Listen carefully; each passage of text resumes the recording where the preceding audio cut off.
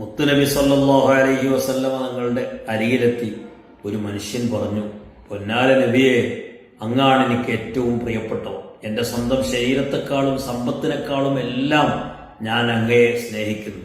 ഒരല്പം സമയം പോലും അങ്ങയെ കാണാതിരിക്കാൻ കഴിയുന്നില്ല. അങ്ങയെ കാണാതിരിക്കുമ്പോഴെല്ലാം ഞാൻ ഈ മദീന പള്ളിയിൽ ഓടിയെത്തുകയാണ് ഒന്ന് കാണാൻ. അപ്പോഴാണ് എനിക്കെൻ്റെ ആഖിറം ഓർമ്മ വരുന്നത്. പാരത്രിക നാളിൽ ഞാൻ സ്വർഗത്തിൽ പ്രവേശിപ്പിക്കപ്പെട്ടാലും ഞാനൊരു സാധാരണക്കാരനല്ലേ. അങ്ങ് സ്വർഗത്തിലെ രാജാവായി നബിമാരുടെയും സിദ്ദീഖീങ്ങളുടെയും ഒക്കെ തലവനായിട്ടല്ലേ സ്വർഗത്തിലുണ്ടാവുക.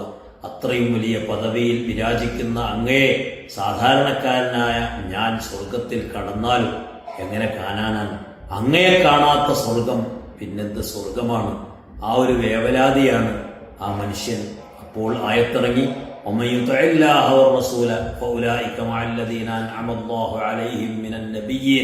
എന്ന് തുടങ്ങുന്ന ആയത്ത് അവതരിച്ചു. അദ്ദേഹത്തിന് ആശ്വാസവും സമാധാനവും നബി സല്ലല്ലാഹു അലൈഹി വസല്ലമ തങ്ങൾ പകർന്നു. മഹാന്മാരായ സ്വഹാബികൾ ഇഷ്ക് ഹൃദയത്തെ കീഴടക്കിയിട്ട് അവർക്കൊരു സെക്കൻഡ് പോലും തങ്ങളെ കാണാതിരിക്കാൻ കഴിഞ്ഞില്ല. നമ്മുടെ ഖൽബിൽ മുത്തുനബി സല്ലല്ലാഹു അലൈഹി വസല്ലമ തങ്ങളെ നിറക്കണം. അതിനായി നിരന്തരം നമ്മൾ സ്വലാത്ത് ചൊല്ലണം.